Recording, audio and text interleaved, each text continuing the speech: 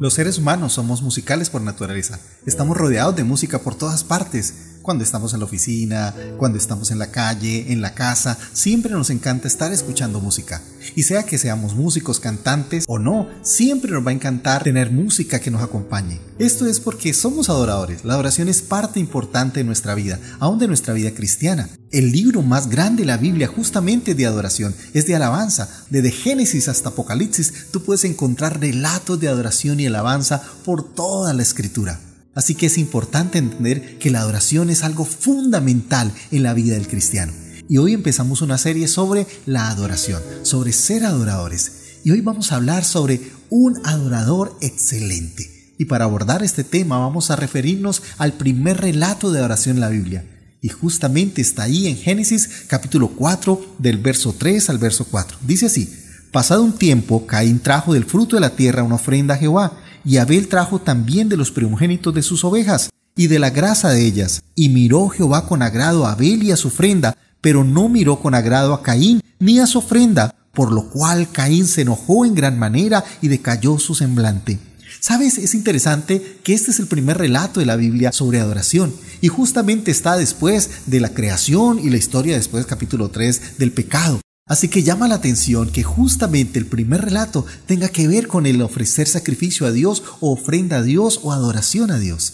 Y quisiera abordar este pasaje desde 4 preguntas. La primera pregunta es: ¿por qué Caín y Abel ofrecieron ofrenda? ¿O por qué ellos adoraron a Dios? Esta es una pregunta importante porque no vemos aquí un mandato, no vemos un culto, es decir, no existía una práctica religiosa o un orden sacerdotal o levítico que indicara que había que hacerlo. No habían instrucciones, sencillamente ellos adoran. Dice, pasado un tiempo, adoraron. Esto lo que nos enseña es que la oración no es el resultado de una orden, no es el resultado de una práctica religiosa.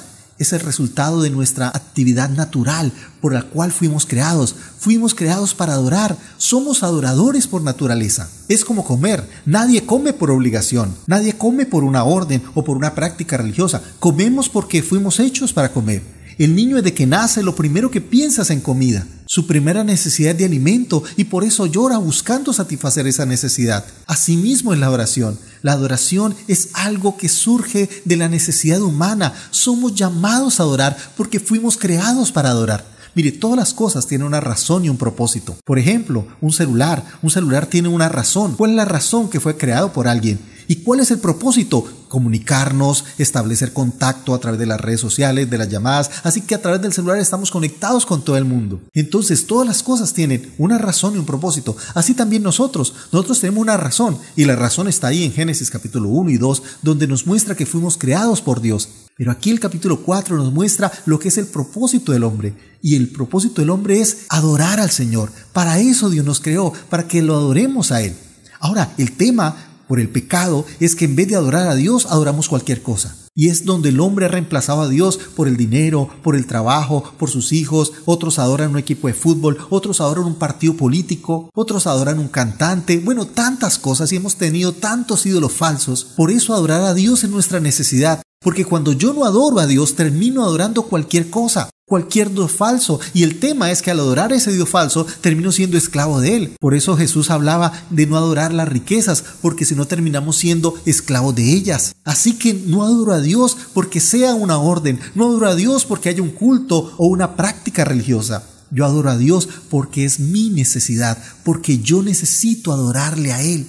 ¿Sabes? Cuando el Señor estaba hablando con la mujer samaritana, ahí en Juan capítulo 4, el verso 24, el Señor le dice: Dios es espíritu y los que le adoran en espíritu y en verdad es necesario que adoren. Ahora, este es necesario no para Dios. Dios no necesita nuestra adoración. No adoramos porque Él necesite ser adorado. Adoramos porque nosotros necesitamos adorarle. Porque para eso nacimos, para eso existimos. Porque la adoración responde a nuestra esencia natural. Cuando hacemos de Dios nuestra adoración, estamos cumpliendo el propósito por el cual fuimos creados. Entonces la adoración no es algo que surge de un tema religioso. La adoración surge de un ser humano que entiende que fue creado para adorar. En nuestra adoración a Dios encontramos nuestra razón también de vivir, de existir. Ahora, la segunda pregunta es: ¿cómo Dios evalúa la ofrenda de Caín y Abel? Y aquí llama la atención cómo el Señor responde, porque dice: y miró Jehová con agrado a Abel y a su ofrenda, pero no miró con agrado a Caín ni a su ofrenda. Ahora, esto es interesante porque lo que nos muestra es que el propósito de la adoración es agradar a Dios. El propósito no es agradarnos a nosotros mismos o agradar al pastor o agradar a quienes nos rodean. No, el propósito de la adoración es agradar a Dios. Esa es la finalidad. Muchas personas llegan a la iglesia pensando, ay, este culto no me gustó, porque no me gusta este cantante, porque no me gusta esta alabanza. ¿Y quién dijo que esa es la razón de la adoración? Una adoración real no es aquella que busca agradarnos a nosotros, es aquella que busca agradar a Dios. Por eso la aprobación viene de Dios, no viene de las personas que nos rodean, no vienen de los demás, ni siquiera de nosotros mismos. Eso es como cuando vamos a dar un regalo a alguien. Si yo quiero dar un regalo a alguien y complacer a alguien, tengo que conocer qué es lo que él quiere, qué es lo que esa persona desea. Es decir, yo no podría darle un regalo a mi esposa diciéndole, te regalo un balón divino, espectacular, porque tal vez no es lo que ella más le agrade, no es lo que ella espera. Y puede decirme, sí, gracias, muy bonito, pero no va a satisfacer su corazón. El tema es cuando buscamos a Dios y buscamos adorar a Dios, tenemos que preguntarle qué le gusta a Él, qué le agrada a Él, porque la aprobación más importante es la que viene de Él. Es decir, yo no puedo ir a la iglesia diciendo, este culto no me gustó, no, esta alabanza no me gustó, ay no, es que estas canciones no me gustaron mucho. No, porque no se trata de lo que te gusta a ti o lo que me gusta a mí. La pregunta es, Señor, ¿te gusta a ti? ¿Cuál es tu aprobación? ¿Qué es lo que tú esperas de nosotros? Ahora, lo otro que llama la atención es que dice que Dios miró con agrado. Y esa palabra mirar es una palabra especial, porque generalmente se usa la palabra ra, pero aquí no se usa esa palabra, se utiliza es cha, que significa mirar con atención, mirar con alegría, mirar con expectación, mirar casi que con asombro. Es como cuando vamos al centro comercial. Generalmente cuando vamos con nuestra esposa, ella se centra en las cosas que le llaman la atención. Entonces si ve carteras, si ve accesorios, si ve ropa, él lo va a llamar la atención. Ahora nosotros, por nuestra parte, cuando vemos un televisor y vemos un partido de fútbol, ahí nos quedamos. Y puede ser que estemos andando, volvemos la mirada y porque eso nos llama la atención.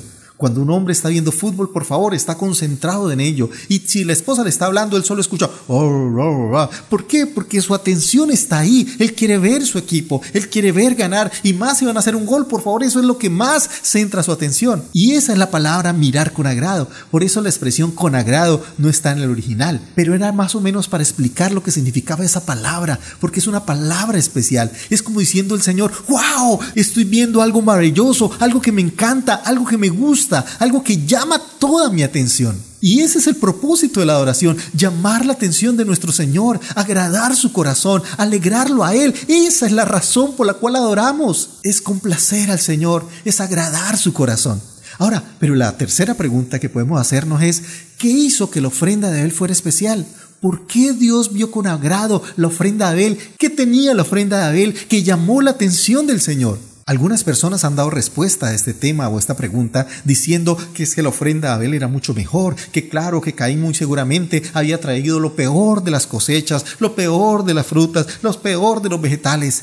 Pero la Biblia no dice eso. Entonces la diferencia entre la ofrenda de Abel y la de Caín no radicaba en el tipo de ofrenda. No es que el Señor esperaba era sacrificio. No, porque recuerden, no había un orden, no había una estipulación, no habían unas instrucciones. Es más, no había ninguna práctica religiosa. Entonces, ¿qué fue lo que llamó la atención del Señor? Cuando uno lee la carta a los Hebreos, dice la palabra de Dios que por la fe Abel ofreció a Dios más excelente sacrificio que Caín, por lo cual alcanzó testimonio de que era justo, dando Dios testimonio de sus ofrendas y muerto aún habla por ella. Oye, esto es interesante porque nos dice que la ofrenda de Abel fue una ofrenda más excelente, fue una ofrenda especial.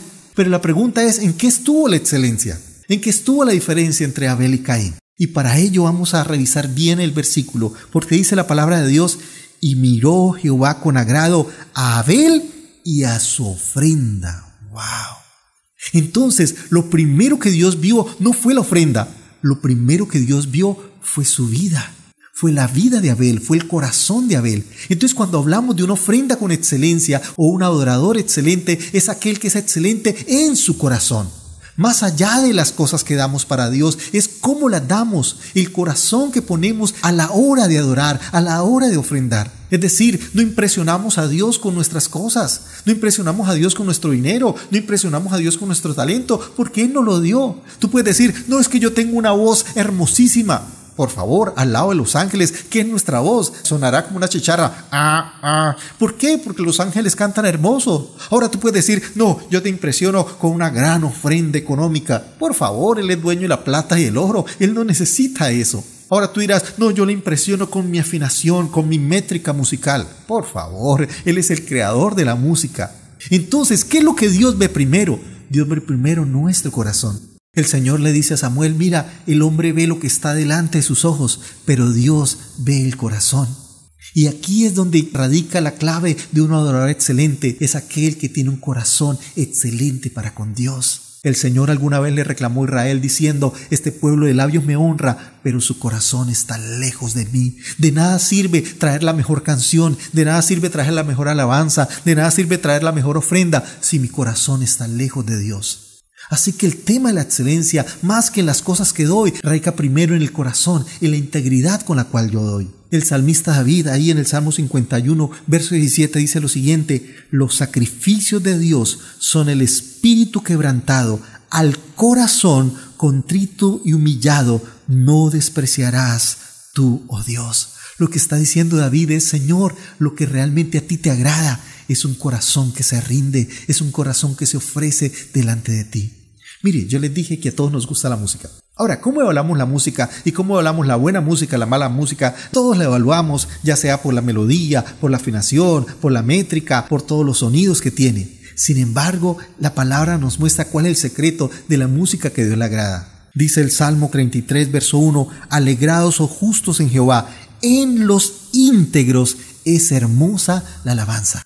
Entonces la alabanza que agrada a Dios no es la alabanza que viene de cantantes famosos, de personas que tienen una métrica espectacular, una armonía, por favor, una tesitura en la voz increíble. No, la alabanza hermosa para Dios es la que viene de corazones íntegros. Dice, en los íntegros es hermosa la alabanza. Es en los que cantan, no de labios, sino de corazón. Porque de nada me sirve una canción muy hermosa, con una buena entonación, con una buena métrica, pero mi corazón está lejos, pero mi corazón no siente esas palabras que estoy cantando. Porque lo que Dios espera de nosotros en nuestra vida misma es cuando lo ofrecemos a Dios. Y lo ofrecemos no porque toca, no porque hay una orden, no porque hay un culto religioso, sino porque sale de nuestro corazón. Porque en nuestra vida hay una actitud de adoración, de rendirnos totalmente a Él. Y déjeme decirte algo, esas expresiones que surgen en el corazón son tan hermosas. Mire, cuando somos padres, todo lo que hagan nuestros hijos nos encanta, y más cuando es espontáneo. Un regalo de un hijo no lo valoramos por lo costoso que es, sino por la intención que viene de su corazón,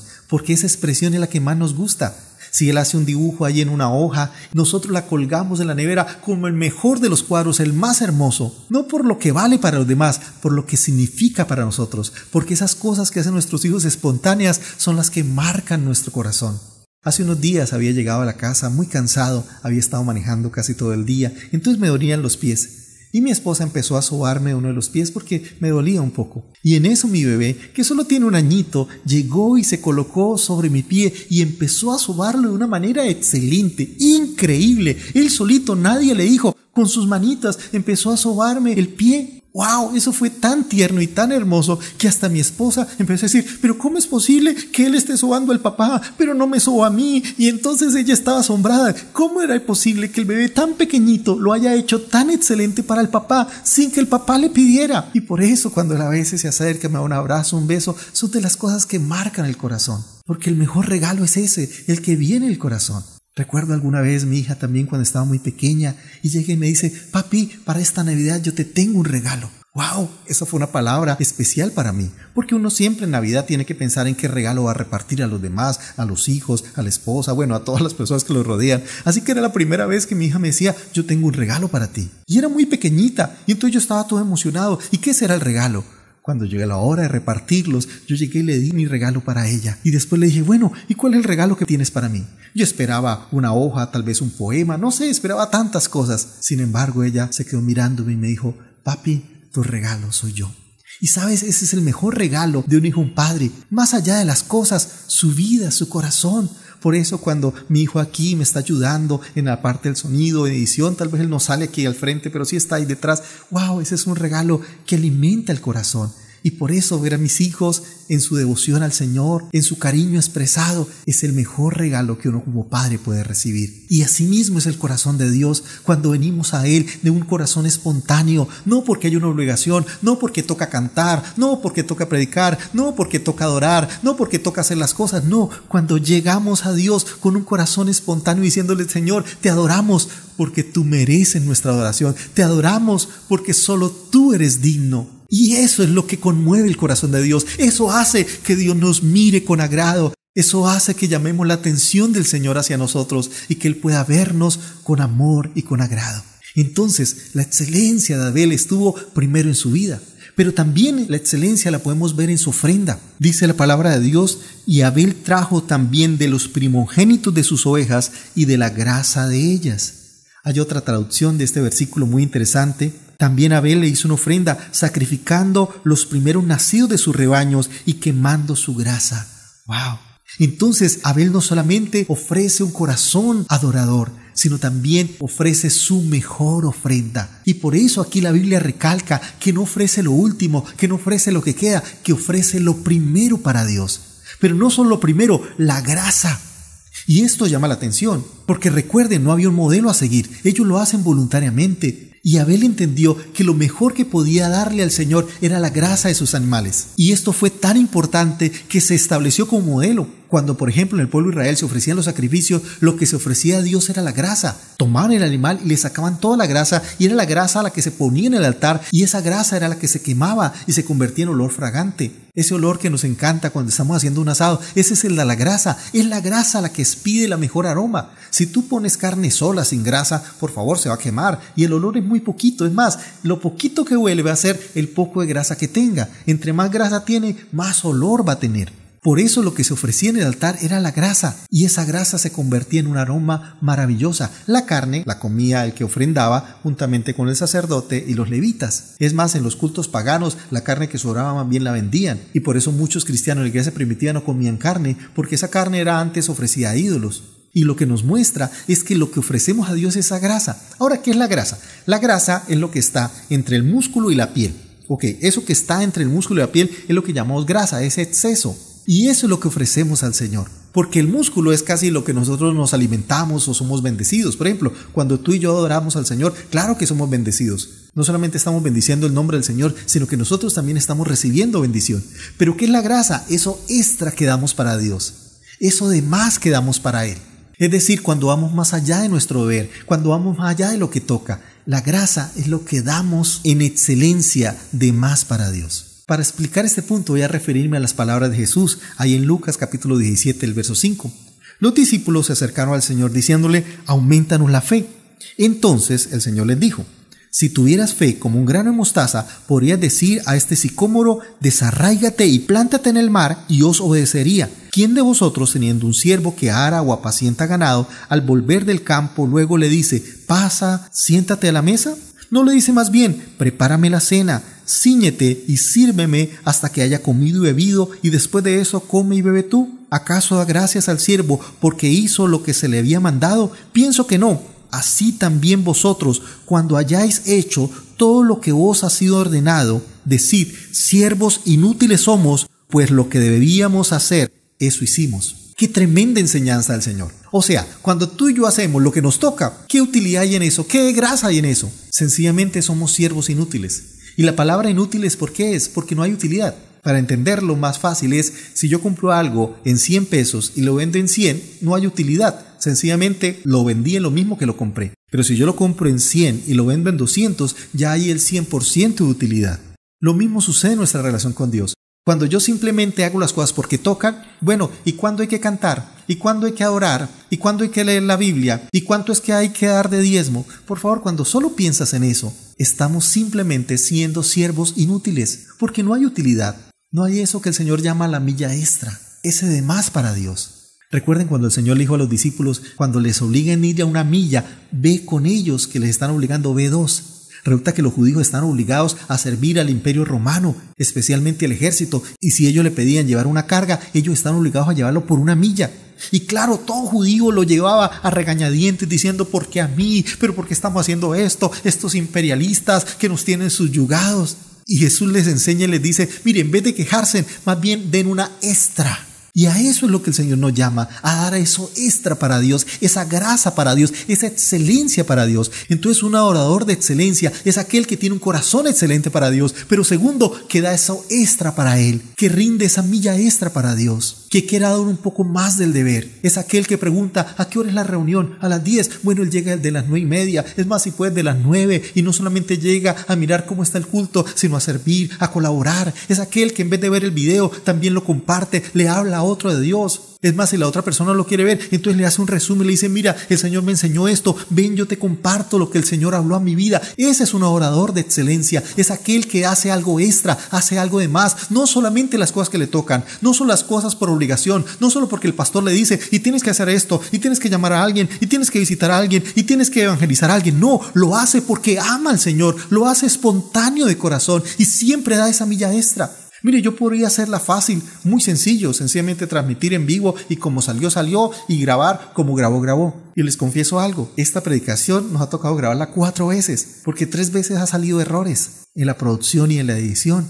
así que nos ha tocado volver a empezar. Y yo podría quedarme con la primera vez que lo grabamos y decir, bueno, qué pena, ahí nos quedó un errorcito, pero sigámoslo así, hay un problema de audio que no pudimos resolver, así que hermanos, como dijo el hijo del zorro, I'm sorry, pero bueno, es para la honra y gloria de Dios. ¿Quién dijo eso? Miren, no importa si tenga que pasar toda la noche y grabarlo 4, 5, 6 veces, el Señor merece mi excelencia, el Señor merece lo mejor que pueda dar, no la mediocridad. Ahora, la excelencia de lo que pueda.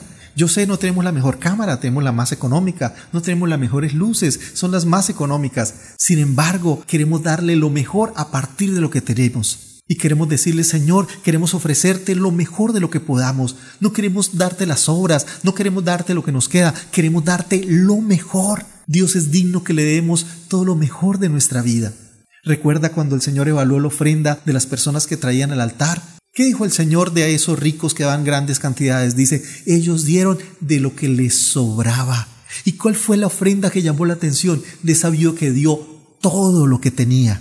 Y eso es excelencia, cuando yo doy más allá de lo que me toca, cuando yo doy más allá de lo que me sobra, cuando como David le digo, Señor, no ofreceré sacrificio a Dios que no me cueste nada. Es cuando me cuesta, es cuando yo tengo que dar un poco más, es cuando tengo que madrugar un poco más para ir a acercarme al Señor, para orar, para bendecir el nombre del Señor. Es cuando paso un rato más orando. Yo sé, mi cuerpo tal vez solo aguanta 10 minutos, pero yo quiero dar 20 y después paso de 30 a 40. Es cuando doy esa milla extra, cuando doy esa grasa para Dios. No cuando doy las cosas para beneficiarme a mí mismo, no cuando doy las cosas para satisfacer mi propio ego, no, es cuando me rindo en adoración. Y eso es un adorador de excelencia, aquel que da esa milla extra, aquel que ofrece esa grasa para Dios. Es eso que se eleva como olor fragante delante del trono de Dios. Ahora la cuarta pregunta que nos surge de este texto es, ¿qué beneficio trae adorar? Y vamos otra vez a leer Hebreos capítulo 11, el verso 4. Mire esta versión. Dice, fue por la fe que Abel presentó a Dios una ofrenda más aceptable que la que presentó Caín. La ofrenda de Abel mostró que era un hombre justo y Dios aprobó sus ofrendas. Aunque Abel murió hace mucho tiempo, todavía nos habla por su ejemplo de fe. ¡Wow! Aquí aprendemos 2 cosas. La primera es que cuando yo adoro con un corazón excelente y con una ofrenda excelente, voy a recibir la aprobación de Dios. Pero la aprobación manifiesta a Dios. Porque mira, Abel ofreció su ofrenda y fue tan clara y tan manifiesta la aprobación de Dios que Caín se dio cuenta. Al punto que ahí surgió la envidia y ahí surgió el celo. Porque la ofrenda fue tan evidente y la aprobación de Dios fue tan evidente que él sintió cómo Dios la aprobó. Entonces, cuando tú y yo adoramos con un corazón excelente, de una manera excelente, recibimos la aprobación manifiesta de Dios, porque Dios se va a encargar que todo el mundo sepa que tu adoración le ha agradado a Él. Es decir, un adorador excelente recibe esa aprobación manifiesta de Dios. Mire, lo mismo pasó cuando el Señor Jesús estaba siendo bautizado, ¿recuerdan? Que luego que fue bautizado, dice la Biblia que el Espíritu Santo descendió en forma de paloma y se oyó una voz en el cielo que decía, este es mi Hijo amado en el cual tengo toda mi complacencia. Cuando somos adoradores de excelencia, el Señor se encarga que todo el mundo sepa, que todo el mundo note la calidad de nuestra adoración, lo que ha impactado su corazón. Entonces Dios no se queda callado ante un adorador excelente. Dios no guarda silencio, sencillamente Él lo proclama, sencillamente Él lo hace notar. Entonces, en primer lugar, un adorador excelente provoca la aprobación manifiesta de Dios. Pero en segundo lugar, un adorador de excelencia deja huella en la historia. Porque mira lo que dice Hebreos. Dice que aunque Abel murió hace mucho tiempo, todavía nos habla por su ejemplo de fe. La mejor huella que podemos dejar en la historia es ser adoradores de excelencia. Yo no sé cómo quieres ser recordado en la vida, pero aquellos que viven para el dinero tal vez van a pasar sin son ni ton. Pero son aquellos que adoran a Dios, son aquellos que son excelentes para con Dios, que la historia hablará de ellos. Recordemos por un momento el relato de esta mujer que viene con un perfume muy costoso, nardo puro, en un frasco alabastro y lo quiebra ahí a los pies de Jesús.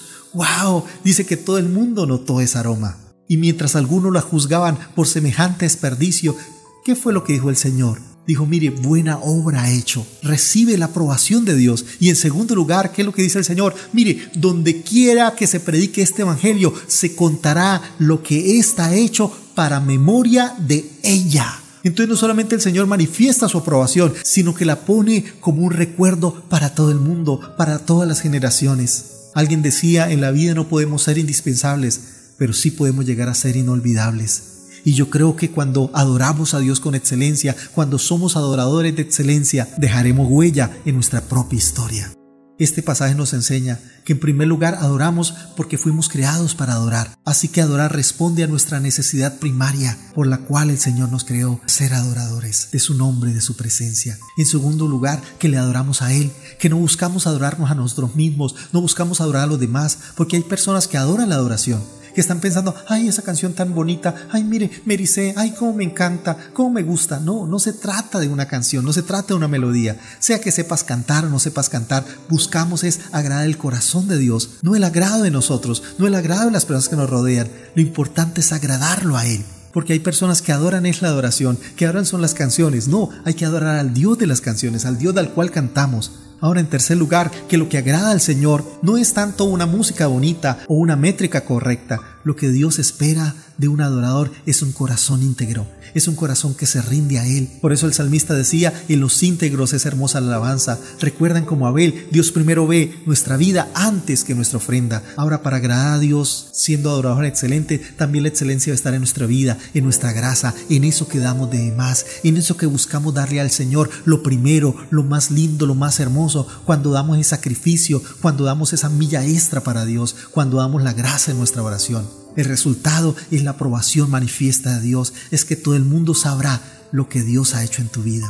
Mire, recuerden lo que el Señor dijo, ora a tu Padre que está en lo secreto, y tu Padre que te ve en lo secreto, que dice, te recompensará en público. Eso que tú haces de excelencia para Dios, Dios no lo dejará en secreto, Dios no lo dejará en privado. Dios se encargará que en público todo el mundo se dé cuenta, que todo el mundo note la recompensa de Dios. Por eso el Señor Jesús decía, te recompensará en público. Porque un adorador de excelencia no es un adorador de hipocresía, no es un adorador de apariencia, no es un adorador para que la gente lo vea. No, un adorador de excelencia es aquel que busca agradar el corazón de Dios, así nadie lo vea. Pero ese Dios que lo ve en lo secreto, ese Dios que mira su corazón, se encargará de recompensarlo en público, de traer esa manifestación de su aprobación, de su gracia, de hacer oír su voz diciendo, este es mi hijo amado, este es mi hijo que me ha ofrecido una ofrenda excelente, así como Abel, este es mi hijo que me ha dado algo que ha sorprendido mi corazón, que ha asombrado mi corazón, que me ha impresionado. Este es un hijo que yo pongo en alto, este es un hijo que lo pongo como modelo, y aún la historia se encargará de hablar de su vida, de su ofrenda, de su actitud correcta para con Dios, porque Dios honra a los que le honran. Por eso lo mejor que tú y yo podemos hacer es darle nuestra mejor adoración, así como Abel, adoradores de excelencia. Cierra tus ojos. Señor, queremos hoy honrarte. Perdónanos, Señor, cuántas veces hemos dado lo que nos sobra. Pero Señor, queremos como Abel darte lo mejor de nuestra vida, lo mejor de nuestra ofrenda para ti, Señor. No queremos darte las obras, no queremos darte lo que nos queda, no queremos darte el rezago. Queremos darte a ti, Señor, nuestra mejor adoración, nuestra mejor ofrenda, Señor, te la ofrecemos. Solo tú eres digno de la gloria. Queremos, Señor, ofrecer ante ti sacrificio de alabanza. Que nuestras palabras no solamente sean hermosas, sino que nuestro corazón, Señor, sea hermoso para contigo. Entendemos nuestra necesidad de adorarte. No adoramos porque tú necesites nuestra adoración. Adoramos porque nosotros necesitamos de ti, Señor. Porque necesitamos que tú seas el centro de nuestra vida. Que toda nuestra vida, nuestro corazón gire en torno a ti. Gire en torno a tu grandeza, a exaltar y reconocer tu nombre. Por eso nos postramos, nos humillamos delante de ti, Señor. Y hoy, Señor, nos inclinamos ante tu majestad. Con nuestro corazón y con nuestra vida queremos adorarte, no solamente con nuestras palabras. Queremos darte lo mejor de nuestra ofrenda, lo mejor de nuestras canciones, lo mejor de nuestro tiempo para ti, Señor. No lo que nos sobra. Como hace 8 días mientras estábamos, Señor, en la parcela diciéndote, Señor, si nos vamos a arriesgar por algo, sea por adorarte a ti, sea sirviéndote a ti, sea honrándote a ti, Señor. Queremos, Señor, ir más allá del deber, queremos ir más allá de la formalidad, queremos entregarte toda nuestra vida, todo nuestro corazón, Señor. Recibe, Señor, nuestra adoración. Digno, digno eres, Señor. Te entregamos nuestro corazón, te entregamos todo nuestro ser, todo lo que somos lo rendimos ante ti, Señor, porque tú eres el Rey, tú eres nuestro Señor. Queremos, Señor, ser una ofrenda de amor para ti. Queremos, Señor, ser una ofrenda de excelencia para ti. Y hoy, Señor, te damos toda la gloria y queremos proclamar tu grandeza. Y hoy nos humillamos ante tu majestad, ante tu señorío, en el nombre de Jesús. Amén y amén. Dios les bendiga. Dios les guarde.